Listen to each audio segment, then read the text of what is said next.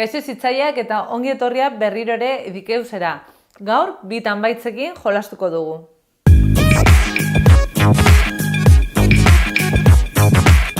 Esan dizudan bezala, bi tanbaitz karta joku bat da. Hain zuzen ere, 100 karta ekartzen ditu tamaina ezberdinetakoak. Alde batetik, baditugu 60 karta txikiak, eta horien artean aurkitu dezakegu 4 osatzen dutela planeta bat, 2 robot batenak, 4 horrelako monstruitoenak, beste 4 beste monstruito hauekin, beste 4 diamante edo harribitxi batekin, eta besteak karratu formakoak badira edo txuriak edo hau bezala horma irudiarekin. Eta gero baditugu 72 karta apur bat handiagoak izango direnak instrukzioekin. Baina zer egin behar da? Zer da zehazki egin behar dena joko honetan? Horretarako utzi duzu istorio txiki bat kontatzea. Bazegoen behin, hemendik oso urruti, RAM izeneko planeta txiki bat.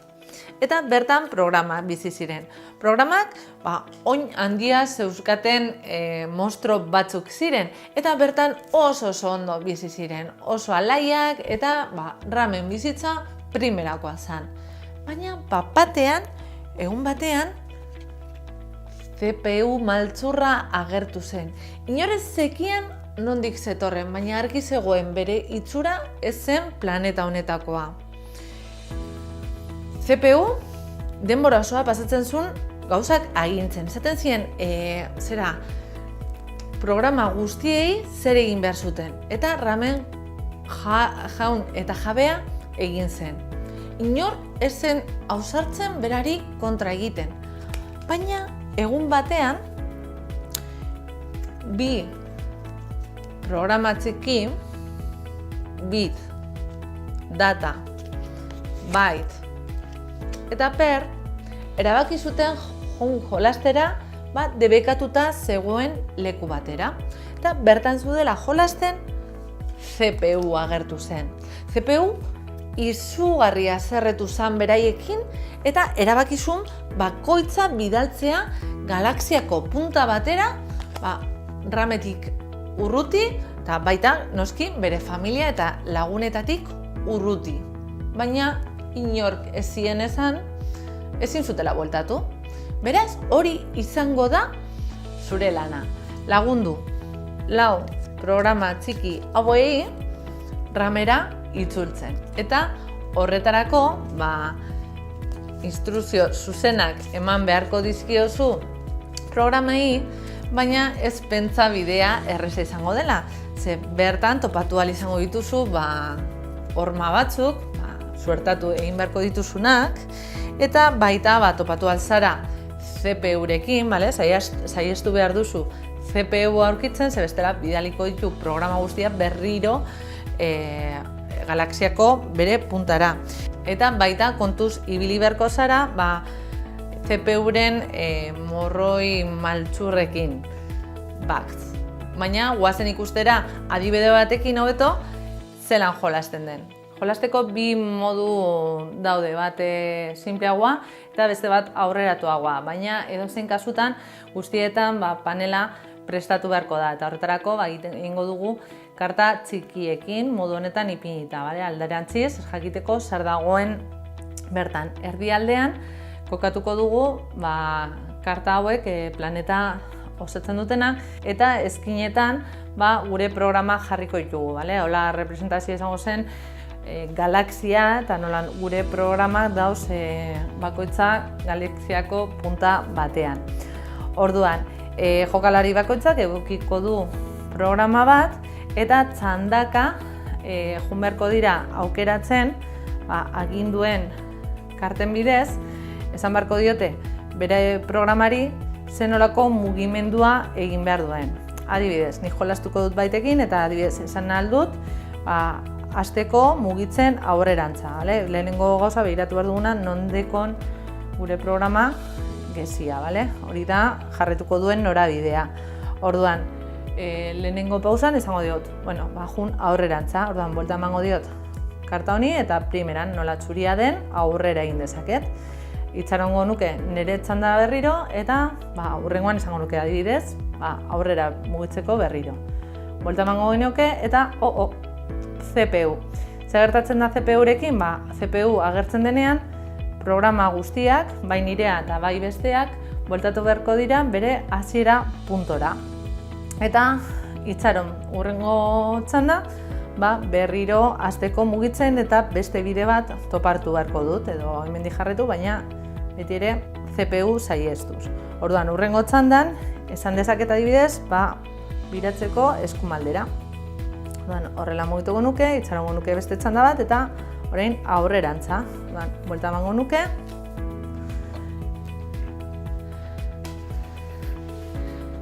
Eta aurrera.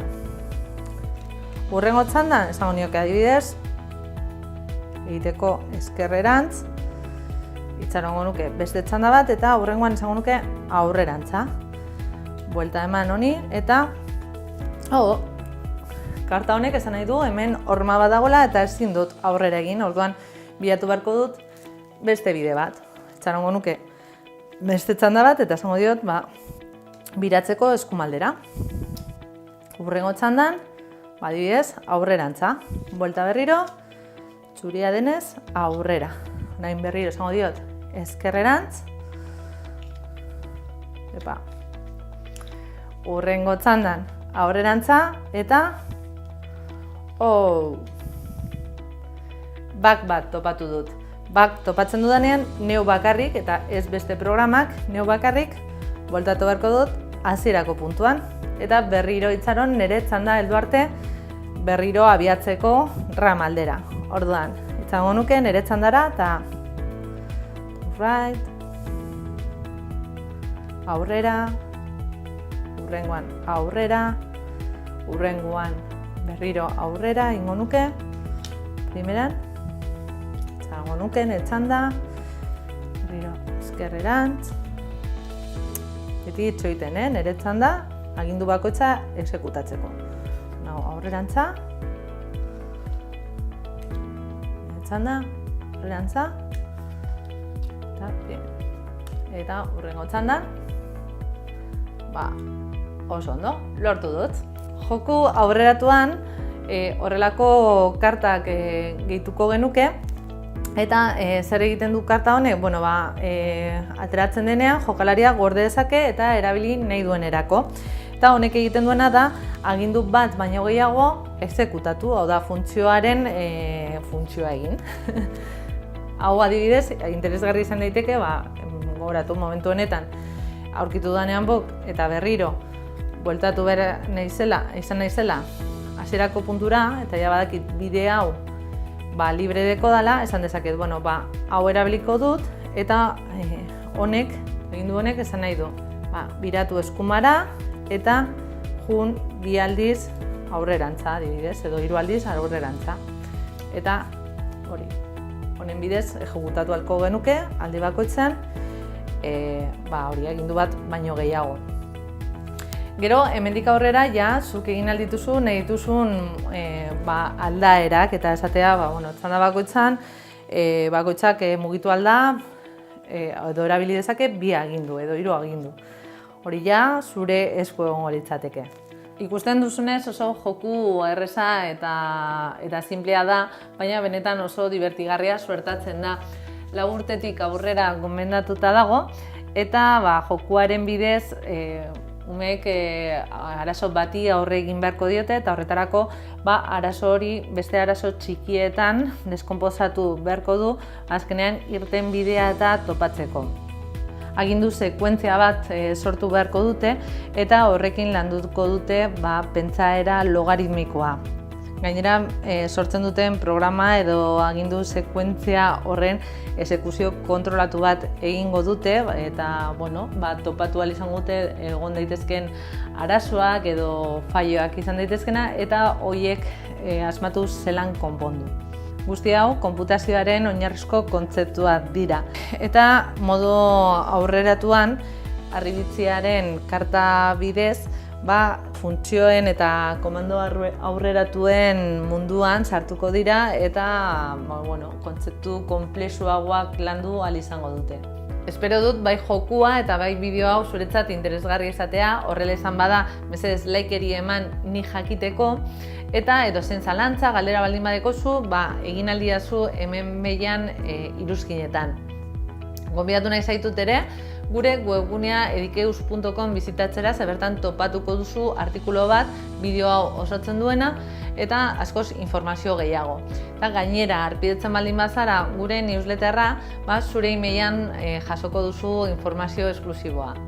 Azkenengoz, ez bazara oraindik harpidetu kanal honetara, egiozu, ez galtzeko hurrengo bideoak, eta espero dut datorren astean zu hemendik ikustea heziketarako baliabide gehiagorekin. Ordura arte, agur!